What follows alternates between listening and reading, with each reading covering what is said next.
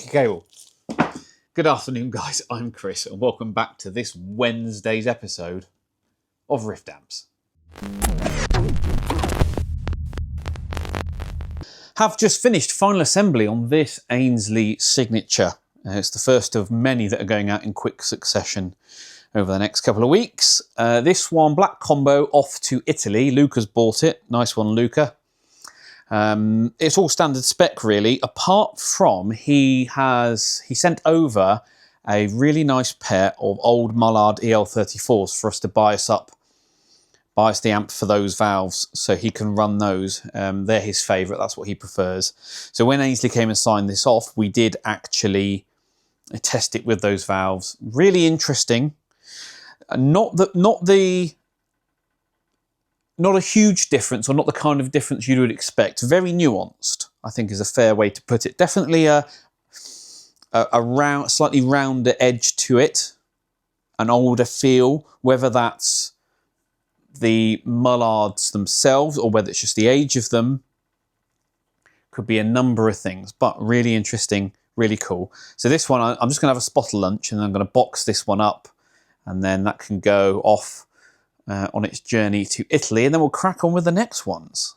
Well, what a gorgeous day it is today. It is October, but it's 20 degrees Celsius out, whatever that is in Fahrenheit. I'll put it on the screen. But I've got the front door open, and I've got the windows open on the shop, and it's, honestly, it's glorious weather. I think it's about 70 degrees in the sunshine, which can't be right. Can't be right at all. Oh, that is hot. Yeah. About 50. Oh, scorchio. I could actually smell the wood treatment on the wood coming into the workshop. That's how hot it is today. I mean, we had that storm last week, and now it's gone beautiful weather again, which is good news, because I'm hoping it stays like this, because I am racing this weekend at Donington. And I would like a dry race, so fingers crossed. Anyway, lunch break is over. Back to the build bench. I told you it was a bold move, wasn't it? Brown Alligator or brown croc. I'm not exactly sure which one this is in terms of what the manufacturer calls it or what you might call it. I always call it brown croc, I think.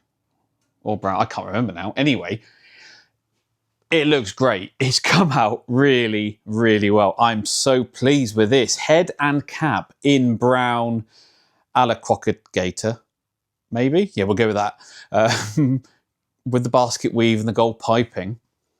Look at the finish on that. That is absolutely fantastic. So this one is off to, where's it going? Germany. And he's bought an Elysium pedal as well to go with it, which will be a really cool combination, I think. So, yeah. Ainsley head and cab, brown Alligator.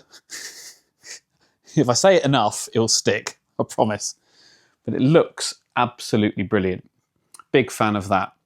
And you'll see that what Zilla have managed to do is get where the grain or the whatever you might call it, is thick here, or big here, and then thin here, and thick again, thin. You see that pattern repeats. You've got these two stripes, as it were, speed stripes of a different grain pattern, maybe.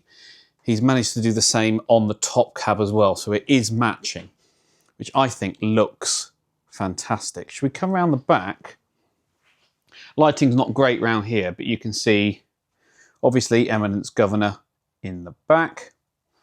Two speed stripes as well, going all the way up on both cabs. So we've kept that the same.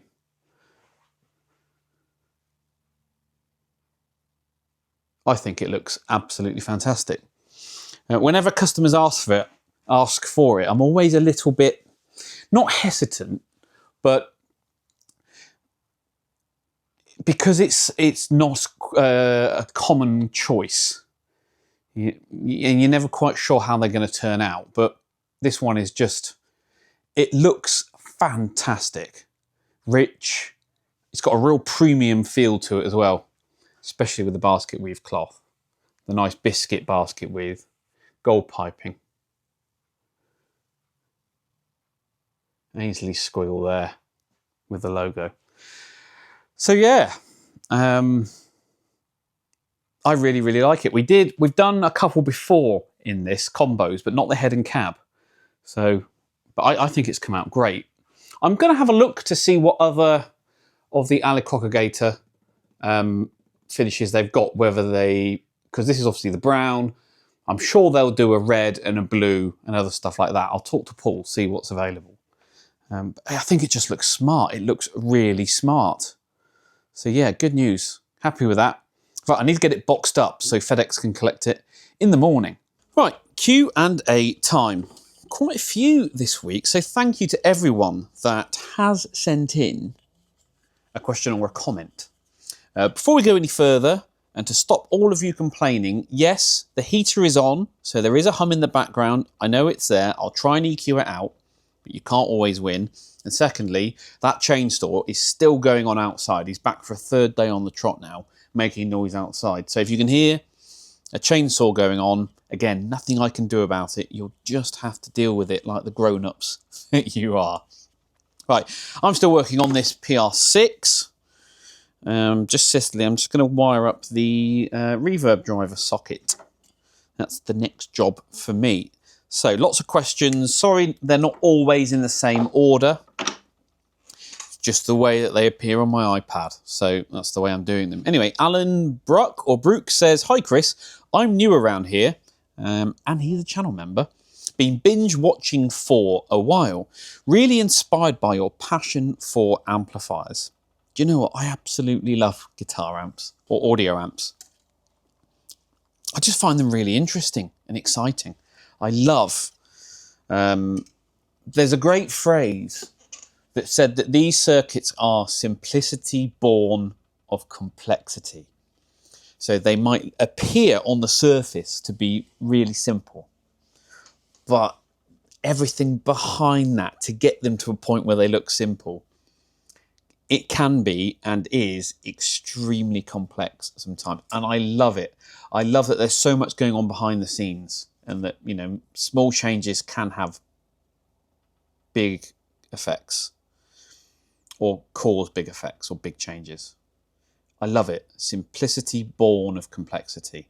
I think that's an absolutely wonderful way of describing valve audio circuits. I love it. I absolutely love it. Anyway, Alan says, I've been planning a career shift for a while now. From audio engineering, mixing and mastering, to amp repair and restoration. I can't pick up every single tool I want all at once. I couldn't either. I built my collection up slowly. So here's a question for you. If you were starting out as an amateur amp tech today, would you go for a real speaker cab and assorted speakers, or a low box like the Aux, or the 2 notes for testing heads? That nothing beats a proper guitar cabinet in the room when you're testing stuff. Especially when you're trying to pick out small details, nuance changes. And you're not just testing the sound, you're testing the feel and the presence and that feedback loop that you get when your guitar hears itself and you get that beautiful, rich feedback. So I would always have a proper guitar cab in the room, and that's what I do today. I've got my 2x12 bench cab under there. It's a mix of an Alnico and a ceramic speaker in there, so they sum together to get you the best of both. And that's the way we do things. What you must remember are these, that modelers and FRFR stuff, you know, Aux and 2 notes and all that kind of stuff. It's not sound production. You're not creating the sound. You are reproducing the sound, which is not what you want. When we are creating audio devices that they're not just accurately amplifying the original guitar tone, they're adding their own things to it. They are, you know, you're amplifying, EQ, attenuating, shaping, refining. And you need to do that in its rawest form, which is a proper guitar cab. That's my take on it, and that's what I would do. The speakers that I've chosen that are in there, I think it's an Eminence Red Fang and a Celestian, I want to say it's a V-type. But together, they just give you the most balanced sound that I've certainly heard for that cabinet.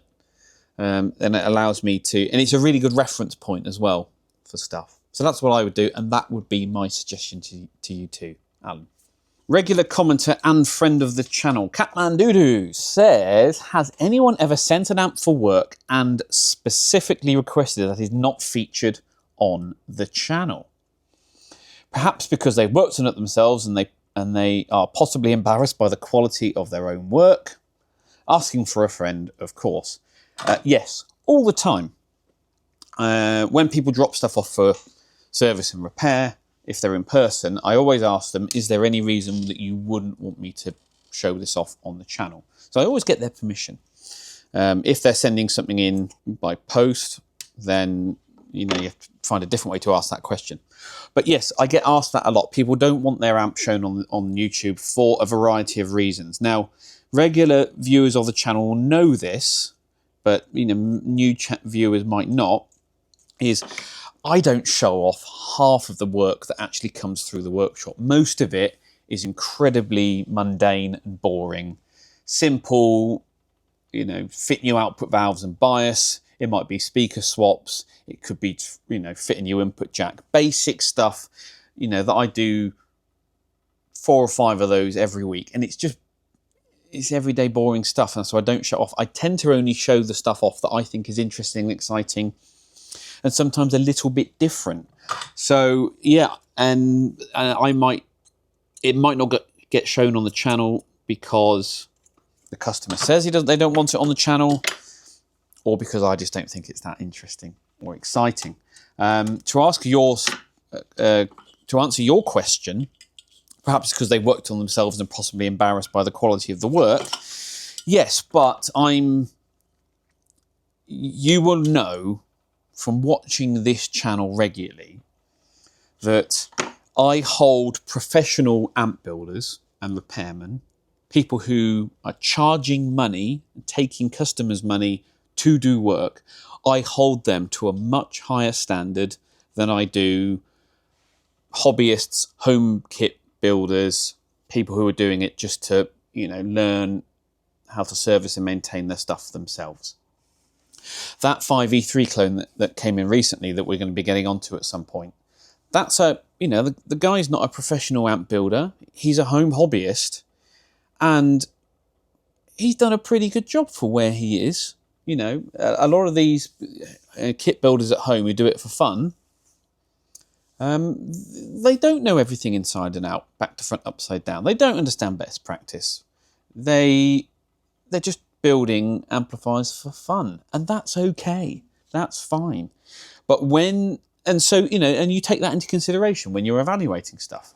When you get a professionally built amplifier from somebody who's got a registered business, has business insurance, should be doing things properly, but they're not, and the quality of the work that you see inside is of the same or worse than a homebrew hobbyist, that's when I call that stuff out.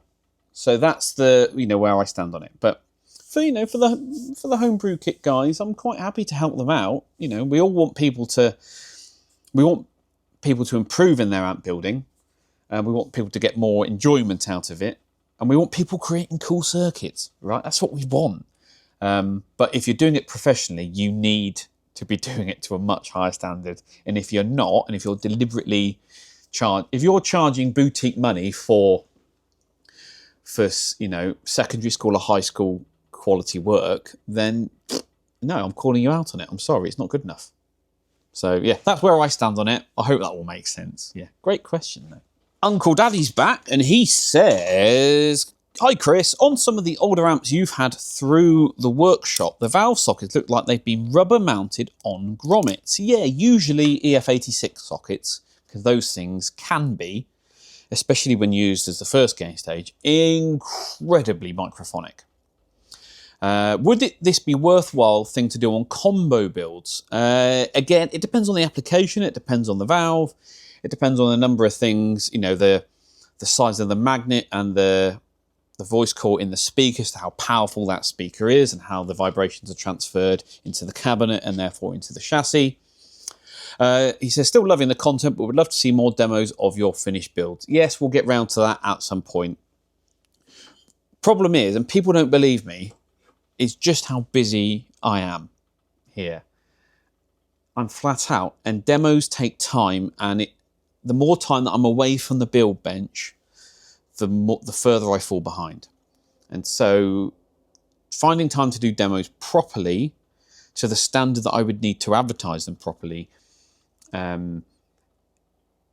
is time and money that I can't afford to spend away from the build bench or the repair bench. So, but I promise you I will get onto it. To answer your question, as I said, sometimes it is a good idea. Here's a really cool trick that I learned once, especially for preamp valves, is rather than shock mounting the base of the valve, what you can do is if you get your valve shield, pull out the spring that's inside,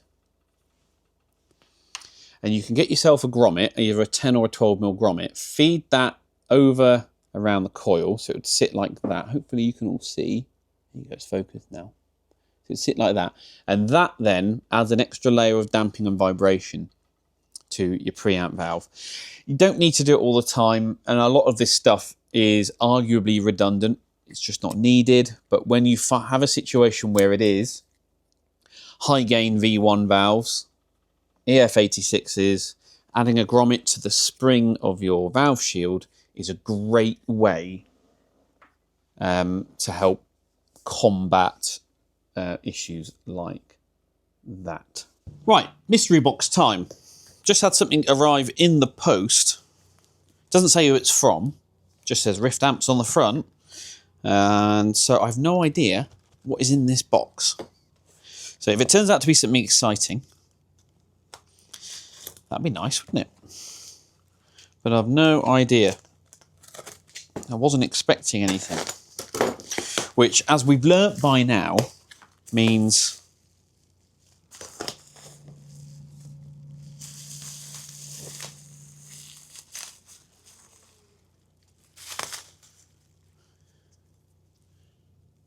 it's a transformer. No, it's a choke. Oh, I know what this is. See, I told you I knew what it was. So I've been using a new transformer company, as you guys know. Why did they send it separately then? And they're proving to be really, really good. And so I've been slowly sending them stuff, and they've been working it all out, doing samples. Mains transformer.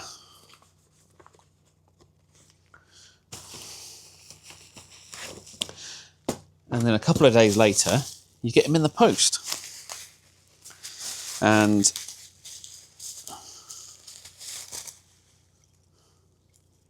there we go, mains transformer.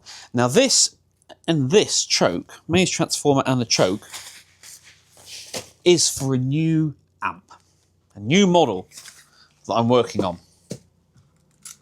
And it's based on stuff which doesn't exist.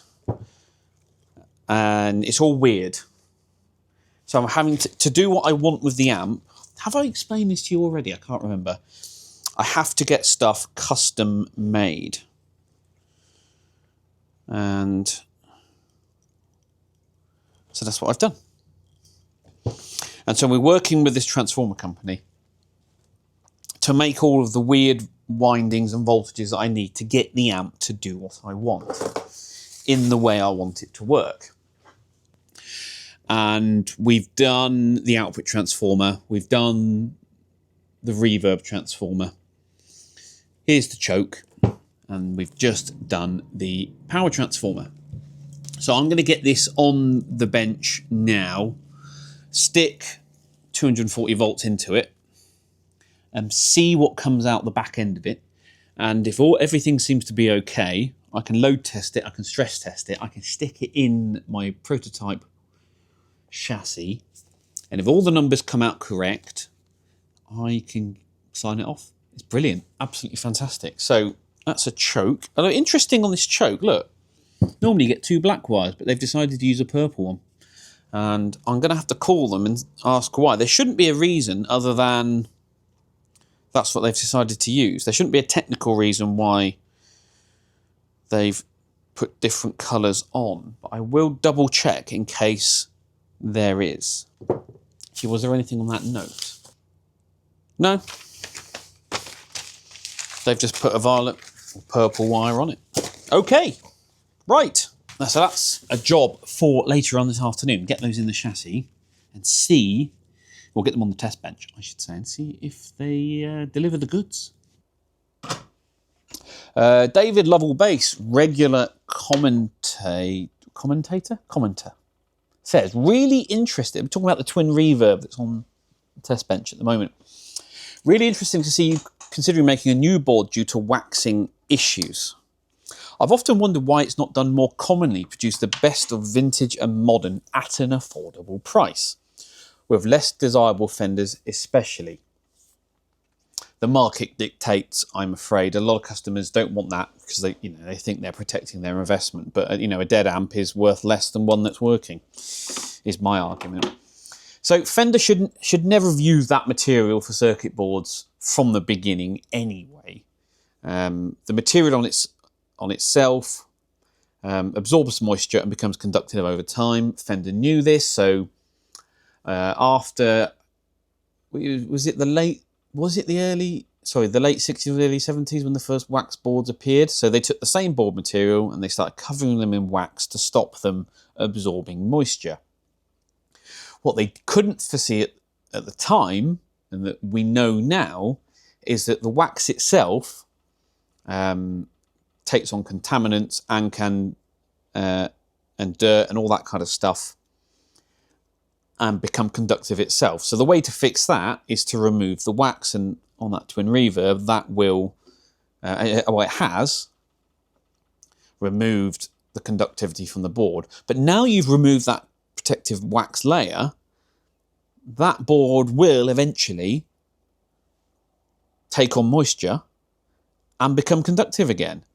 So there is a point where you do have to say, right, well, if the board is really, really bad, why don't we just put a new board made of FR4 and then it's done. It will never become conductive again, right? It's a lifetime fix for those amplifiers. But, people don't want boards swapping out. They want these things to be reliable, not reliable, original. Clearly they don't want them to be reliable, or they would do. But the annoying thing is that FR4 or similar materials was available back then. So these issues could have been nipped in the bud from the very beginning, but they didn't. And so we're still fighting these problems now. I could moan about it for ages and ages and ages, but the thing that really annoys me is there are manufacturers out there who are building new amps today using that material. And I'll put my hands up. At the very beginning, I was using it too, until I quickly realised, no, we can't be doing this. Make it out of FR4, make a proper board, nice and strong, stable, non-conductive. It's going to last forever. Richard Halstead says, hi Chris, great result on Ed's custom build. Ed must be super happy. He certainly was. Ed can certainly play. Yes, he can. What a great player Ed is. I don't think it will be the last Cornford-inspired 50-watt amp you build. It was Whisper Quiet. I don't know. I think 50 watts for the market is arguably quite a difficult sell now. I think a 20-watt version would be the absolute ticket. I think a 20-watter would, that would certainly do some things. But I built that amp for Ed because he asked really nicely, and I thought it would be a cool, different thing to do. Does it sound like a Rift amp? No, it's not meant to, and it's, if I was going to do something like that, I'd want to, put a bigger Rift twist on it, whatever that means. But we'll see. Well, maybe. I mean, I love Martin's designs. Martin Kidd, I think they're great. I've got a lot of respect for that guy. And I've said this on the channel before. Whenever I look inside one of his amps and you go, oh, that's a really clever and novel way of approaching that particular job or task or design problem. You learn so much. It's great. I consider him to be arguably the best modern amp designer out there at the moment. And that's no disrespect to any of the others. For me, when it comes to the more modern sounds of guitar, he's certainly the king. Or he's up there.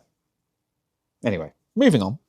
Speaking of Ed's amp, Bert52 says the disadvantage of an upside down design of the 50-watt head, besides that it looks weird, well, I don't think it looks weird compared to the Marshall heads, is that the tubes will heat up the chassis and the electronic parts inside.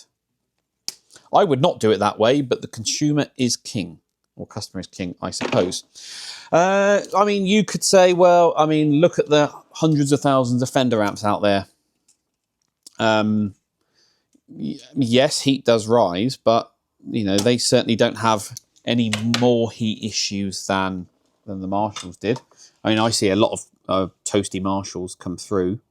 You know, just because heat rises doesn't mean it doesn't affect things that are to the side or below it as well. So I think it's a bit of a moot point, to be honest, Bert. It's not the issue you think it is.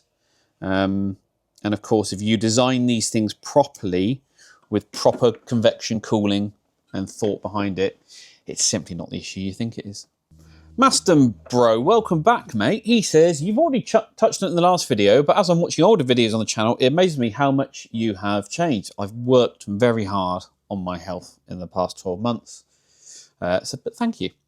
Good job when you're working on your health. Definitely something worth talking about. Absolutely. You should never be ashamed about talking about men's health. Whether that's physical or mental health. We should be open and honest about it at all times, and I'm a big believer of that. Anyway, back to amplifiers, he says. Any chance you can explain what makes certain silver panel amps ultra-linear? So, the later higher powered designs from Fender were what were called ultra-linear, and that was the marketing term for them. For the pedants out there, it's not true ultralinear, it's what we call distributed load. But that means that the configuration or the operation of the output valves is done differently to how you'd normally do it. And it's a way of squeezing more power more efficiently out of your output valves. And it's done that where the output transformer has 5 wires rather than the usual 3 on the high voltage side, on the load side. So your 2 anodes and your center tap. I haven't got enough fingers here. But you've also got 2 extras that feed the screen grids of the output valves rather than them being fed off a separate filter node from your high voltage rail.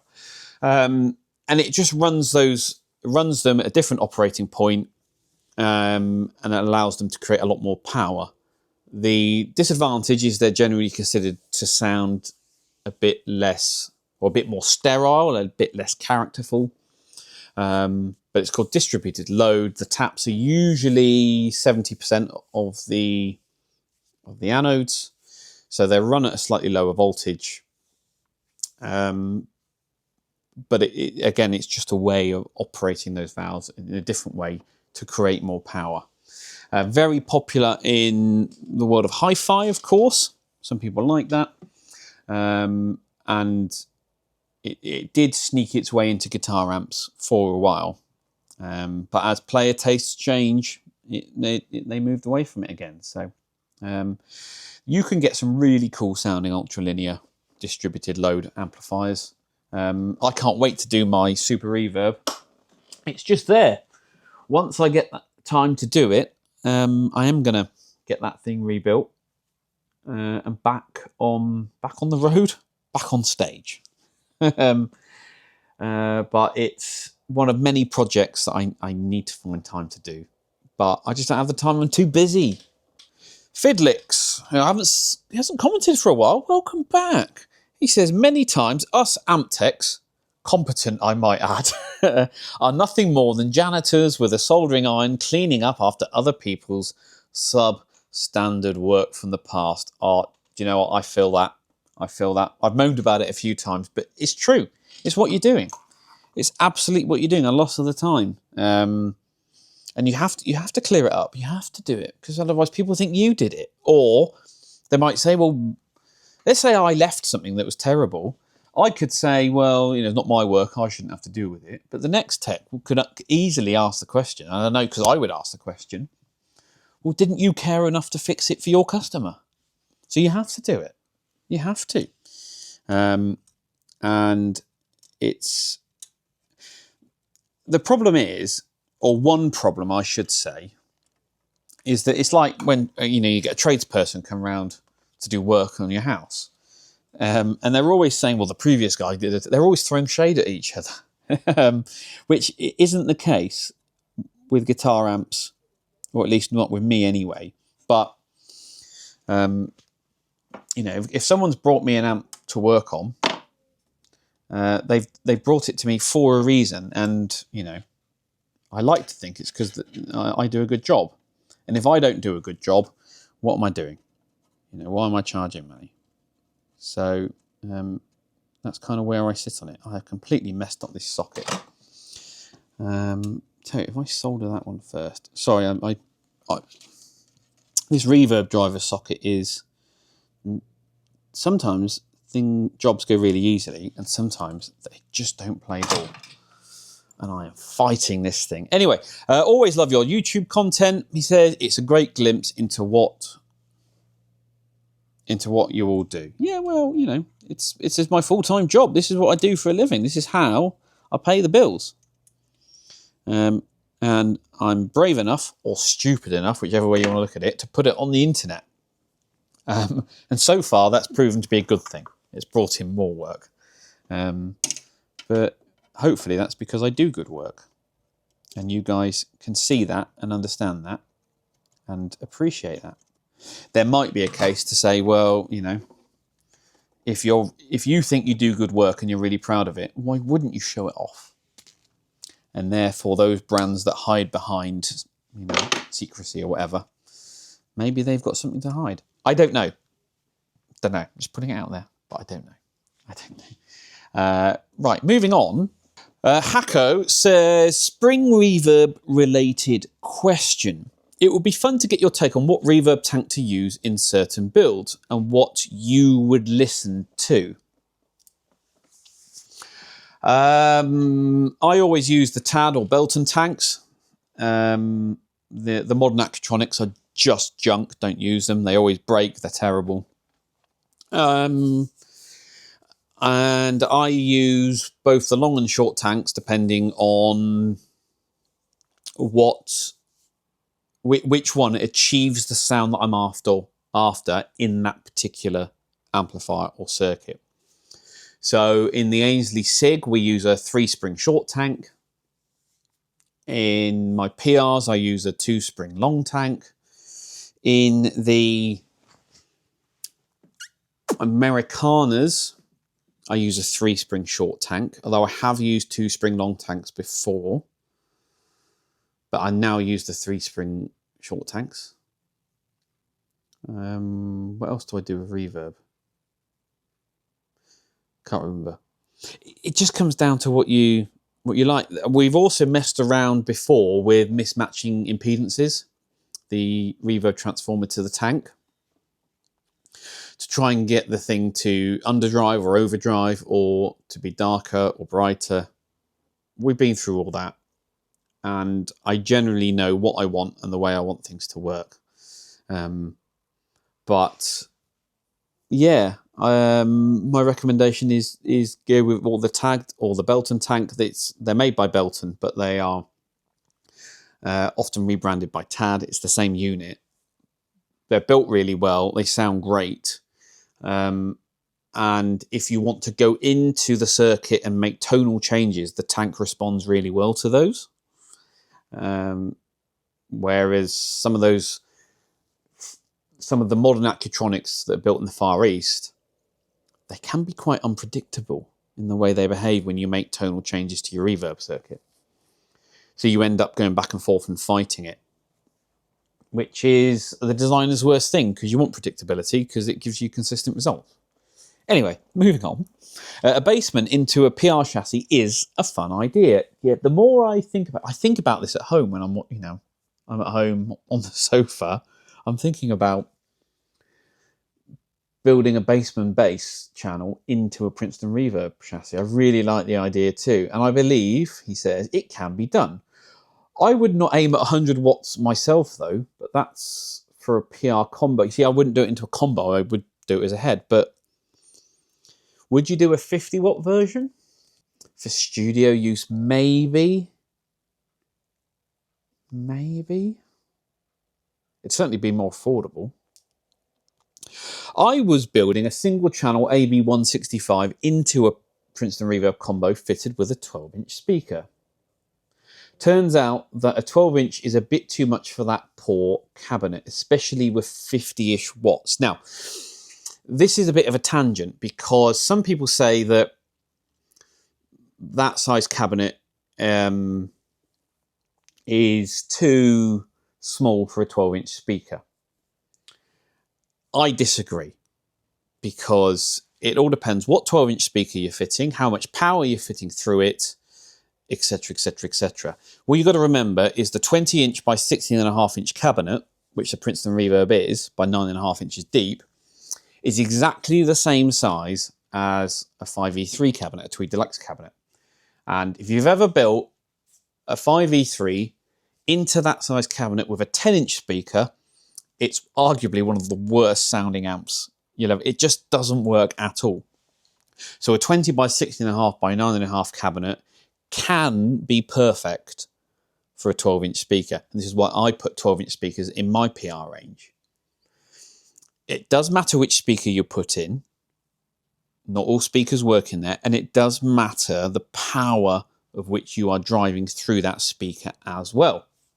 Which is why on my PR35, which as the name suggests is a 35 watt, my cabinet is 1 inch taller to get the internal volume that I need to make sure that speaker isn't choked. So simply flat saying a 10-inch speaker sounds best in a PR cab, not always the case. There are, of course, exceptions. And if you understand those and you refine those, you can get truly wonderful sounds out of that. Back to your point. Now I have a Jensen Silverbird 10 fitted, and after dropping down the transformer sizes and power to accommodate two 6v6 GTs, this little thing is the best thing since sliced ham. So this goes back to my point. If you find the right speaker for your application, absolutely. One of the most wonderful Princeton sounds is a JBL D110F in that cabinet. Just sounds wonderful. 12 watts into that, 10-inch speaker, big efficient magnet on the back. Wow, what a sound. Ainsley had one.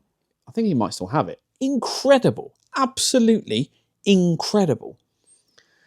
But you can achieve a great sound with a 12.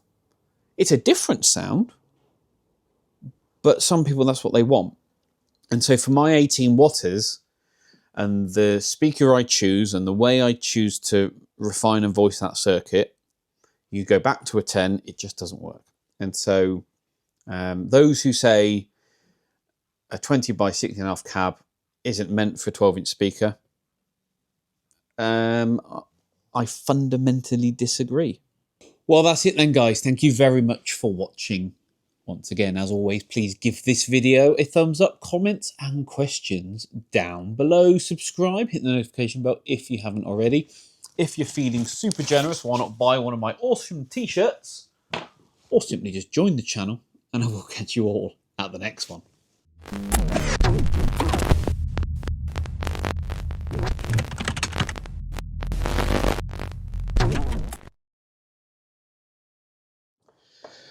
So before we go, just wanted to remind anyone who is interested that this weekend on Saturday is the final round of the championship that I'm racing in. up at Donington Park. It's not the final race of the season for me. I've got 2 or 3 more afterwards, but this is the final round of the championship. I'm currently joint second in my class. Essentially, I need to, if I win, I secure second. I can't win the championship now. The best I can ever achieve is 1 point behind. So now the best I can do is second. I could still finish third if it all goes wrong. If I win my class at the weekend, I secure second. If I finish second ahead of the Nova that I'm competing against, so if they finish third, I get second in the championship. If I finish third with fastest lap, because you get a point for fastest lap, I get second. But if I finish third without fastest lap, then I won't get second, and I'll finish third in the championship. The reason it's a bit complicated is that there are 6 rounds in the season, and you drop your worst score. So I need to, because of the drop scores already in there, it's not about scoring more points than them. It's about scoring more points than them over my worst score of the season and over their worst score of the season. So on drop scores, we are level on points. So therefore, I need to essentially beat them by at least 1 point in order to do that. And so fingers crossed we can do it. The race is going to be live streamed, like a couple have been this year already. I'm going to put the link to the race in the description of this video. The race will be at 1:50, so 10 to 2 on Saturday afternoon from Donington Park. It's the Road Sports Championship. It's called 45-minute race, compulsory pit stop. And the Nova that I'm racing against, he's actually going to be running as a relay team. So, and I'm not sure which way around they're going to do it, but he's Pip Hammond, the guy I'm competing against, is in his Vauxhall Nova. He's sharing the race with another guy in another car, a Peugeot 205 GTI. So, and at the pit stop, they'll swap cars and obviously drivers, and out they go and run it as a relay team. So who I'm racing against at the start of the race will be different to the one that I'm competing against at the end, but it's the team result that matters, not the individual driver. So it might get a bit confusing, but I'd love you all to go and watch. I would recommend, because race meetings can run ahead of schedule, that you all tune in for about 1:30. Again, link to the live stream in the video description. Cheer me on. I'm in the red MX-5, and I need to, ideally, to win. That makes it easy. Second will do it. Third with fastest lap will do it as well. So, yeah, we will see how it goes. And then that's the championship over. Hopefully I get a nice trophy. We shall see how it goes. I never have good luck at Donington Park, as we know from last time out. The car is as prepped as it'll ever be. It's on the trailer now, ready to go. So all we've got to do is turn up and cross all the fingers and toes and touch wood and all of that. Thank my lucky stars or whatever. And hopefully it all comes good for us. If you don't manage to tune in and watch it live, I'll give you an update next week, of course. And what else have I got to say? Yeah, wish me luck.